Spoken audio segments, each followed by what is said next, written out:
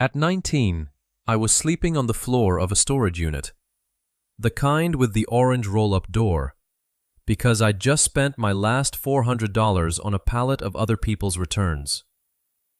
By the time I turned 21, that same storage unit was the first warehouse of a company pulling in over $10 million a year. No rich parents, no investors, no secret, just this.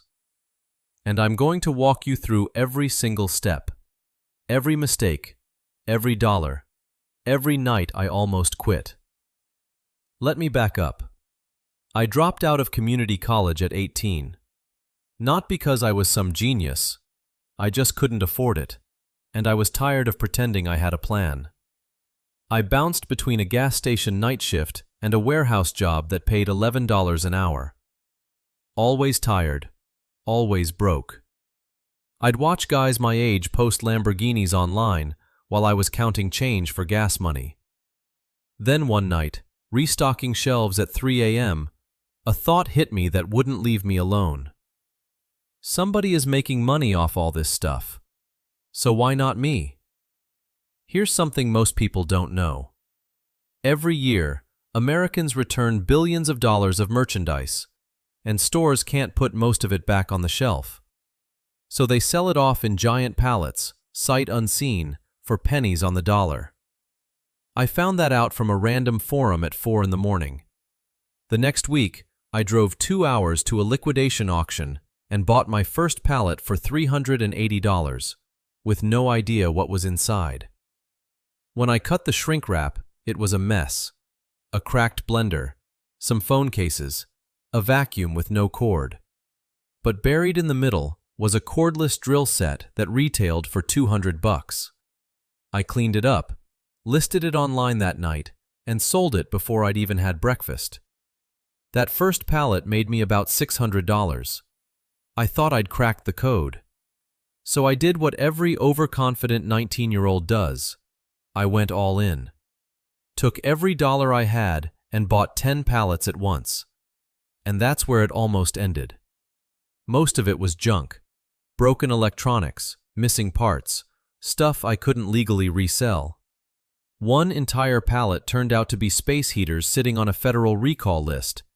I couldn't sell a single one, and I had to pay a $60 dump fee just to get rid of them legally.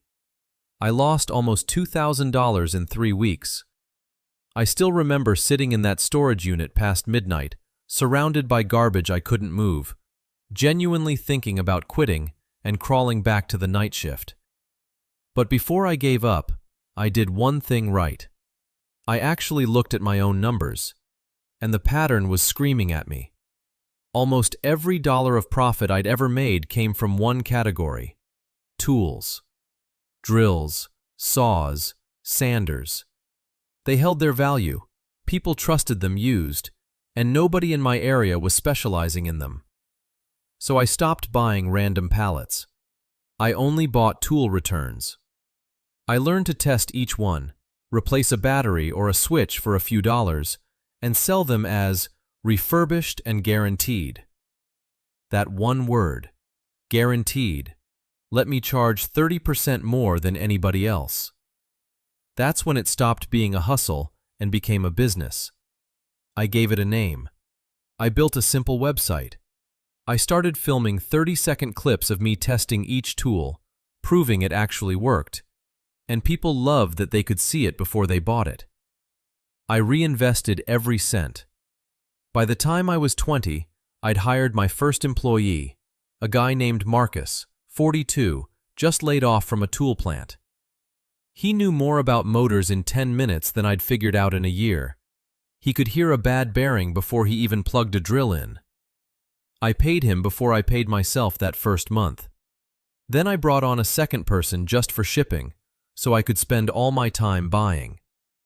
Soon after, I signed direct deals with 2 regional retailers to take their tool returns before they ever hit the auctions. No more guessing. No more bidding wars. Then came the call that changed the whole scale of the thing. A contractor who'd bought one drill from us left a review, then phoned and asked if I could put together 40 reconditioned drills and impact drivers for his entire crew by Friday.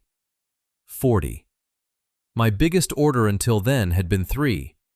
Marcus and I stayed up 2 straight nights testing every single one, and when the guy's truck pulled up and he handed me a check for just under $9,000, that was the first time it actually felt real. From there, it compounded fast. We went from 1 storage unit to a real 5,000 square foot warehouse. We added a second product line, then a third. We started selling to contractors in bulk, and we launched our own line of accessories under the brand name. By 21, we had 14 employees, 3 sales channels, and we crossed $10 million in revenue for the year. The kid who couldn't afford community college was now the one signing the payroll. So if you take one thing from this, let it be this. I didn't win because I had some brilliant idea. Flipping returns is about as unglamorous as it gets. I won because I paid attention to my own data when it would have been easier to quit, and I niched down when everyone else stayed broad. The empire didn't start with the warehouse or the millions. It started with one ugly pallet and a question at 3 a.m. Why not me? And if you're watching this at your own version of that night shift, if this story hit you the way it hit me, do me one favor. Tap that subscribe button and go watch the next video right now. Because your climb to the top starts the moment this one ends.